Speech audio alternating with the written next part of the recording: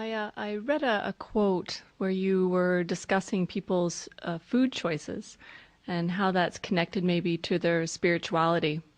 And I'm wondering if you can elaborate on how that's connected, especially concerning ahimsa. Thank you.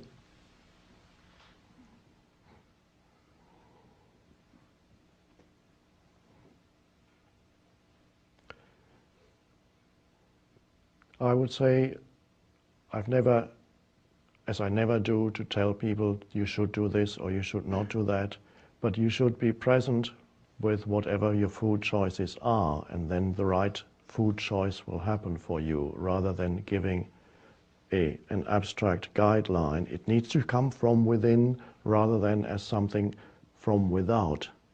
So if you're a vegetarian, that's wonderful. It doesn't mean that it immediately makes you into a person who is spiritual. You could be egoically identified with being vegetarian, in which case it would be a hindrance to the realization of the spiritual dimension. So I shocked a vegetarian once when I said, "Did you know that Hitler was a vegetarian?" That person was very strongly identified with the mental image of me as a spiritually evolved vegetarian. And so, yes, he was a vegetarian. I don't know why he was a vegetarian. Perhaps, I don't know, I haven't read about it, but I know that whenever people around Hitler were eating chicken soup, and so he said condescendingly, "So you're eating dead bird soup."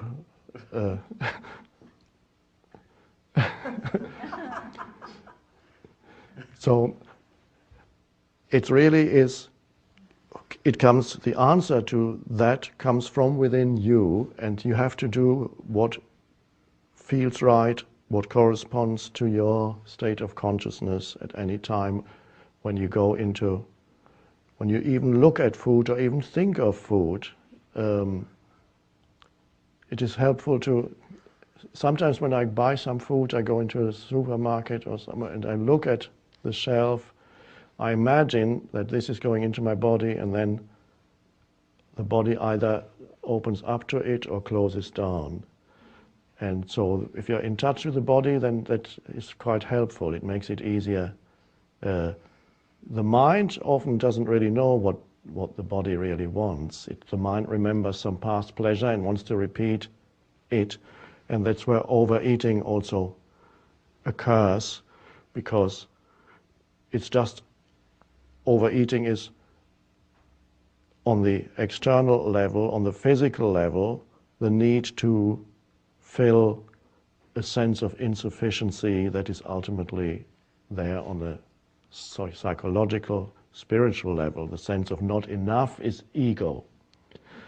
The ego lives from that sense of insufficiency, of not enough, and of needing more. And for some people that comes into the physical realm, in which case then you eat more than the body really needs or wants.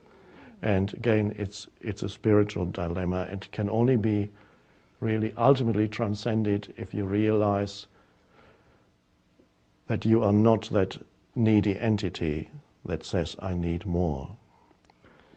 So body awareness helps a lot in food choice, and then it's up to you what it is that you feel, and you will know that you will not be in a dilemma.